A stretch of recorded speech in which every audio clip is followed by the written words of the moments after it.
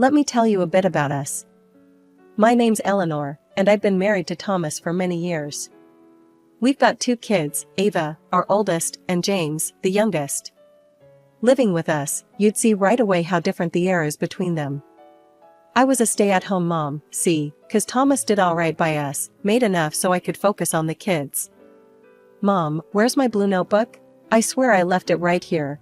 Ava would shout down from her room, always losing things, but managing to keep her life more organized than a planner. Check under your bed. I'd yell back, knowing her room like the back of my hand. Ava, she was sharp as a tack, went off to college on a scholarship and never looked back. Didn't cost us a dime for her schooling. Now James, that boy was another story. Thomas, God bless him, loved that boy a bit too much. Favored him, you know? Always in his corner, even when he messed up, which was more often than not. James, you need to take life a bit more seriously, I remember telling him one evening at dinner. He just rolled his eyes, fork halfway to his mouth. Come on, Eleanor, the boy will find his way. He's young. Let him have some fun. Thomas chimed in, always the peacemaker. Mom, Dad's right. I'm just trying to figure things out, James would say, trying to sound calm, but I could hear the irritation there, clear as day. He was good at making you feel like you were the one seeing things wrong. Ava was different. When she moved out, got her job, and started her life, she never asked for a penny. Proud of her, I was. I made sure to budget, Mom. I don't want to be a bother. She'd tell me over the phone, and my heart would swell with pride. Meanwhile, James seemed to think our pockets were as deep as the ocean. Hey, can I get some cash? Going out with the guys, he'd drop casually, like he was talking about the weather. It's not a bank, James. What happened to the job hunt? I'd press, trying not to let the frustration bleed through. Jobs suck, Mom. I'm still looking for the right fit, he'd grumble, always with an excuse. Thomas and I would go back and forth about it. He's just lost, Eleanor. He'll settle down, he'd assure me, but the worry lines etched deeper with each passing day. I'd sit there, coffee in hand, morning light streaming through the window, wondering where we went wrong. Was it too much love? Not enough tough love? James had set his sights on a prestigious college right out of high school, a place in a neighboring city known for its academic rigor. The fact that the college was expensive seemed to bother him less than it should. Thomas and I were roped into paying not just for his tuition, but also for a rented apartment where he could stay while attending classes. It was a big financial strain, but Thomas believed it was all worth it for our son's future. My studies are going great, James would assure us over the phone, his voice always upbeat. You guys don't need to worry about a thing, he'd add, and Thomas would nod, satisfied, passing on the latest cheerful update. But as months turned into a year and then another, the details were sparse. We got snippets of his life, a mention of a test here, a group project there, but never anything concrete. No grades, no reports, nothing that actually showed how he was doing. It started off like any other Tuesday. I was busy with the laundry, thinking about what to make for dinner, when something nagged at me, a mother's intuition, you might call it. James had been at the university for 2 years now, but we hardly got any updates. No report cards, no calls from professors, nothing.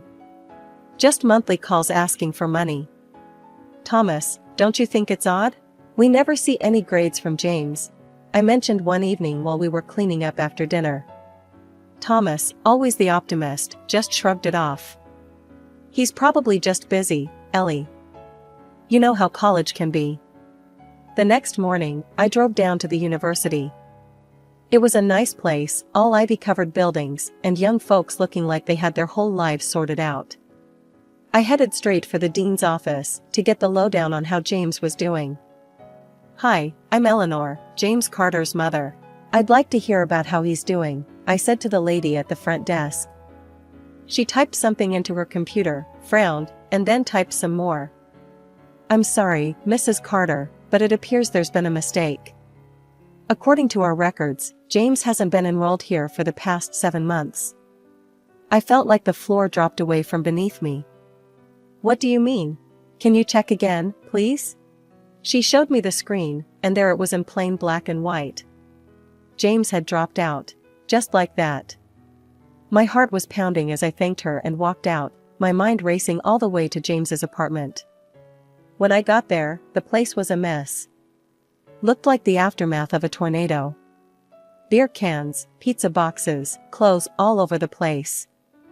And there, on the couch, was James, sleeping like a baby in the middle of the day. "James!" I shouted, louder than I intended. He jolted awake, all bleary-eyed and confused. "Mom? What are you doing here?" he mumbled, sitting up and rubbing his eyes. "I went to your college today. They told me you dropped out. Why didn't you tell us, James?" He looked away, then back at me. "I was gonna, I swear. Just, things got out of hand, and..." "Out of hand? James, we've been sending you money every month. Your father works hard for that money. And here you are, throwing parties and lying to us?" He tried to say something, then stopped. His eyes couldn't meet mine. "I'm sorry, Mom. I messed up." I left his apartment with my heart heavy and my mind in turmoil. That night, I told Thomas everything. He was upset, more than I'd seen him in years, but he didn't want to give up on James. "We'll get him back on track," he said, always believing there was a way to fix things. 5 long years rolled by just like that, filled with the same old song and dance. Ava, my daughter, she's the type to grab life by the horns. Worked her fingers to the bone, climbed that career ladder fast and never looked back. Saved every penny she could with her fiancé, Mike, and when it came time for them to tie the knot, they did it all on their own. It was a beautiful, modest ceremony, just like Ava. No fuss, all class. Then there's James. Still out there, floating like a leaf in the wind, looking for himself, as Thomas likes to say. He hopped from one job to another, all thanks to Thomas's buddies giving him chances he never quite caught hold of. After Ava's wedding, which James attended with a bored look plastered across his face most of the time, he dropped a bombshell on us.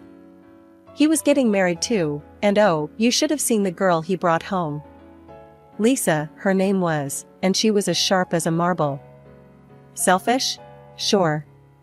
But James was smitten, or so he claimed. I wasn't too keen on her, to be honest. "James, are you sure about this one?" I asked him one evening while we were cleaning up after dinner. "Mom, Lisa's great, you just gotta get to know her better," he shot back, all defensive like I was attacking him. And just like that, they planned a wedding that could have been mistaken for a royal affair. Of course, they expected Thomas to foot the bill, which he did without even batting an eye. "Thomas, can we talk?" I cornered him one evening after the plans were underway. "What's on your mind, Ellie?" he asked, though I could tell he already knew. "It's this wedding, Thomas. And everything else we keep paying for, James. When is enough, enough?" I was nearly at my wit's end. "He's our son, Ellie. We can't just cut him off," Thomas sighed, running his hands through his hair. "I know he's our son, but look at Ava. She never asked for a dime. Worked for everything she has. Doesn't that tell you something?" I could feel my voice rising, frustration boiling over. "Eleanor, we've been over this. James is different. He needs more help," he said, his tone final, leaving no room for arguments. And so, the wedding happened. It was as grand as they come, leaving Thomas and me with a lighter wallet and me with a heavier heart. No sooner had the wedding bell stopped ringing than James was asking for more, this time an apartment and a monthly allowance to boot. "Can you believe that? After all we've done already?" I vented to Thomas one night. "He's trying to start a new life with Lisa. They need our support," Thomas tried to justify, always the peacemaker. "Support, Thomas? It's like we're funding a never-ending party for him," I snapped, unable to hold back my dismay. Despite my protests, Thomas went ahead and bought them an apartment. The monthly check started flowing soon after. Every time I signed one of those checks, a part of me wilted. I loved my son, God knows I do, but this was getting to be too much. Ava managed. Why can't he? I muttered under my breath every time I sealed an envelope. Life trudged on like this, me simmering with every check, every call for more money. Thomas and I had more than a few rounds about it. "He'll settle down, Ellie, just you wait and see," he'd always say. But me? I wasn't too sure anymore. Something had to give, and I was beginning to worry it might be us. The day Thomas died was the day part of me died too. He was gone, just like that, a heart attack right in the middle of his workday. Nobody saw it coming. It hit me like a freight train, one minute he was there, the next, just a memory. I was shattered, barely holding the pieces together. Ava was my rock through it all. She took charge the way she always does, organizing the funeral, handling the calls, managing everything so I could just breathe. Or at least try to. I couldn't have gotten through those days without her. James? Well, he was another story. Showed up to his father's funeral looking like he'd rather be anywhere else. Stood there with a face like he was waiting for a bus, not a tear in sight. And Lisa was right there beside him in a black dress that was anything but appropriate, eyes glued to her phone like it was just another day. The funeral was a blur, but I remember the weight of their stares, the whispers. It wasn't right. When everyone had left, the air thick with condolences and the scent of lilies, that's when James decided to stir up more trouble. "Mom, we need to talk about Dad's property. I'm the heir. He always said so," James declared, his voice too loud for the somber mood of the house. I felt a rush of anger so fierce it nearly choked me. "James, this is neither the time nor the place," I snapped, my voice cracking under the strain. Lisa piped up then, her tone sharp. "Well, it's not just about the money. We're thinking about moving in here. Take charge, you know?" Before I knew it, she was walking around the living room, touching this, moving that, as if she owned the place already. "Some of these old things will have to go, of course." I stood there, stunned, watching her parade around my home. "Over my dead body, you will. This is my house," I finally burst out. Lisa laughed, a nasty, grating sound. "Well, that's only temporary, isn't it?" The room spun a little at her words. Ava stepped in then, her voice calm but firm. "Let's all take a step back. We can sit down in a few days and discuss everything like adults." But James wouldn't have it. "No, we need to sort this now. Dad would have wanted me to have it sorted quickly." Ava looked at me, her eyes full of worry, and I knew she was in this fight with me. But standing there, in the echo of my husband's last footsteps through our home, my energy was fading fast. "Fine. We'll talk about it now if we must," I said, the room going quiet. "I've decided I'm moving into a nursing home. Thomas and I had it picked out long ago." James whipped out his phone and pulled up the website of the nursing home. After scrolling for a bit, he looked up, shaking his head. "This place is a money pit, Mom. You're not wasting your savings living there. You'll live with us in this house." His wife made a face like she'd just bitten into a lemon, but then smoothed it over with a phony smile. "Of course, you can stay with us. I mean, you'll help around with cooking and cleaning, right?" The words stung, but before I could react, Ava leaned in close and whispered something in my ear. Her words were a quiet bombshell, one I couldn't believe at first. But she was serious, her eyes telling me to just trust her. Taking a deep breath, I straightened up and addressed them all. "Actually, I won't be needing any inheritance. Ava and I have made our plans. I'll stay with her for now." Ava nodded, adding firmly, "And I don't want any part of the inheritance either. We'll go to the notary tomorrow to make it official." James and Lisa exchanged a quick, greedy glance before breaking into wide grins. "Well, if that's what you want, Mom," James said, barely concealing his delight. Lisa practically skipped to the kitchen to pop open a bottle of champagne. While they were celebrating in the next room, I slipped away to pack my things, feeling a mix of relief and sorrow. Ava was right beside me, helping to fold clothes and pack up my life in quiet solidarity. The next morning, Ava and I went to the notary. James and Lisa were already there, looking smug. We signed all the necessary papers. James could barely contain his glee, thinking he had won the lottery. Back at Ava's place, her husband, Mike, had prepared a warm welcome. The table was set with a good lunch and tea, making me feel cherished and safe. Mike gave me a comforting hug. "Glad to have you here," he said, his smile genuine and warm. Living with Ava and Mike had been a balm to my worn spirit. Day by day, I found pieces of myself that had been lost in the chaos of grief and family drama. Ava was ever the caretaker, making sure I was comfortable, offering a listening ear, and just being there, something I hadn't realized I'd been missing so much. It was on a sunny Thursday morning, while I was enjoying a cup of coffee in the garden, that my phone rang. An unfamiliar number flashed on the screen, and I hesitated before answering. "Hello, Eleanor? This is Janet from Pine Grove Care Home." The voice was warm and professional. "I'm calling to inform you that your place here is ready for you." I furrowed my brow, confusion washing over me. "I think there's been a mistake. I didn't book a place at any care home." "Oh, no mistake, ma'am. Your husband, Thomas, arranged for 2 lifetime places here in your name. Since his place is now vacated, you also have an option to receive a refund. The amount would be $200,000. My hand trembled as I held the phone, tears welling up in my eyes. Thomas had always been thoughtful, but this? This was beyond anything I could have imagined. "Thank you," I managed to choke out, overwhelmed by his love even in his absence. I hung up and stared out at the garden, the flowers blooming with no care of the world's troubles, a stark contrast to the turmoil within me. Ava noticed my tears when she came out to join me. "Mom, what's wrong? Who was that on the phone?" she asked, her voice laced with concern. I wiped my eyes, looking up at her. "That was the nursing home. Your father, he had made arrangements for us before he died.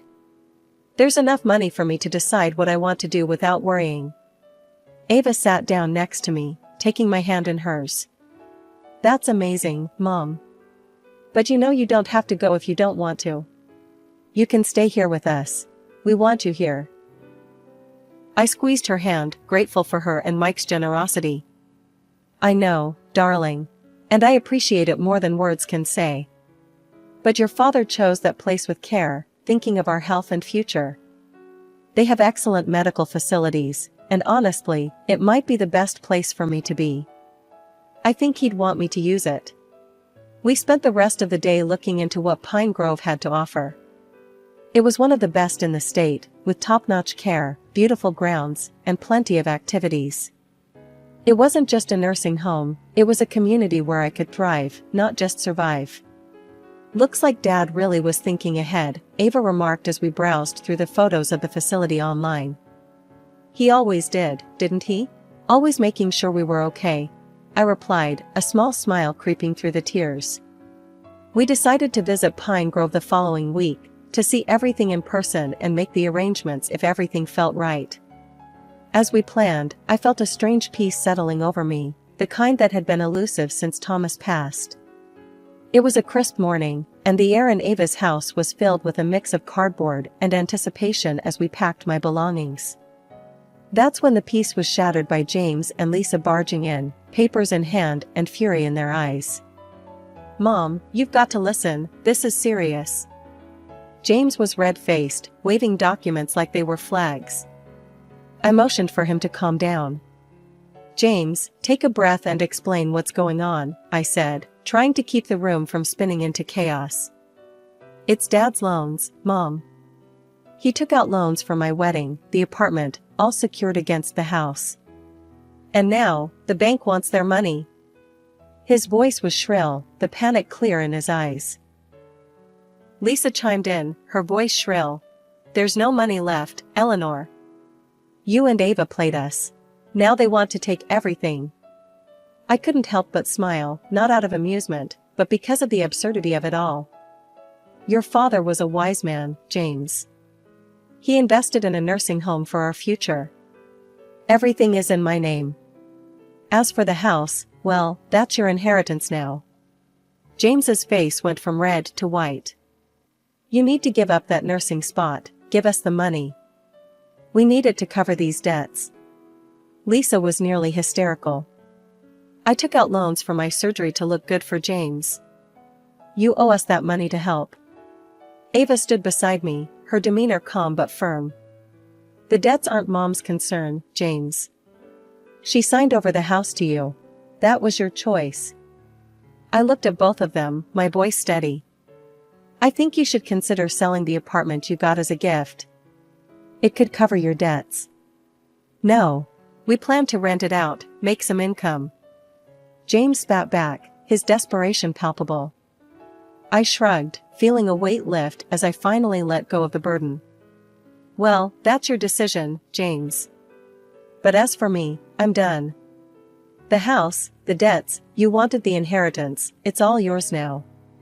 James looked like he was about to explode, and Lisa was no better, screeching about her financial woes until Mike stepped in, his voice thunderous. Enough. You can't come here and threaten my family. Get out. Mike's presence was enough to push James and Lisa out the door, their threats and shouts fading as they left.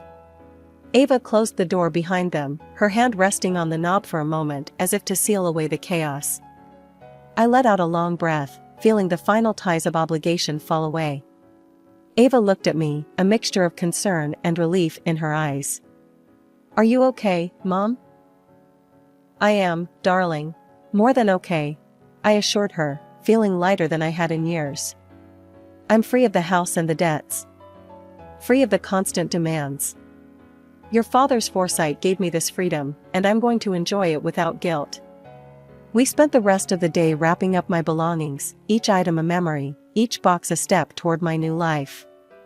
As I packed, I thought about Thomas, his last gift to me, freedom and peace. I was ready for the nursing home, ready for a community of my peers, ready to embrace whatever came next without the shadow of James's problems looming over me. Settling into the nursing home was like starting a new chapter of my life, one I never knew I needed. My apartment here at Pine Grove is more beautiful than I could have imagined. From my window, I can see the sprawling gardens, the trees swaying gently in the breeze, their leaves whispering secrets I'm now free to discover. It's funny, really, how life turns out. Just a few months ago, I was tangled up in family drama, worried sick about debts and inheritances. Now, I'm here, in this peaceful haven, hearing about the outside world as if it's a distant memory. One sunny afternoon, Ava came by for our usual walk in the park that borders the nursing home. These walks have become the highlight of my week. So, how are things back home? How's Mike? I asked as we strolled along the paved path, admiring the blooming flowers. Mike's great, Mom. He's really been a rock through all this. And we've got some news. I'm pregnant. Ava beamed, her face glowing with joy. My heart swelled with happiness. Oh, Ava, that's wonderful. I'm going to be a grandma. I hugged her, feeling an excitement I hadn't felt in ages. As we walked, we talked about her plans, about how she wanted to raise her child, and the laughter we'd share. It was a beautiful feeling, looking forward to life again. And what about James? Heard from him lately? I ventured gently, knowing that part of my heart was still tender where he was concerned. Ava sighed. Yeah, I heard from a mutual friend. He and Lisa sold the apartment and the house to cover their debts.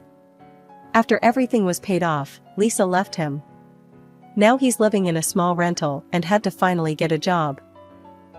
Sounds like he's learning some hard lessons, I said, not without a pinch of sadness for the son I once held in my arms, thinking the world was his oyster.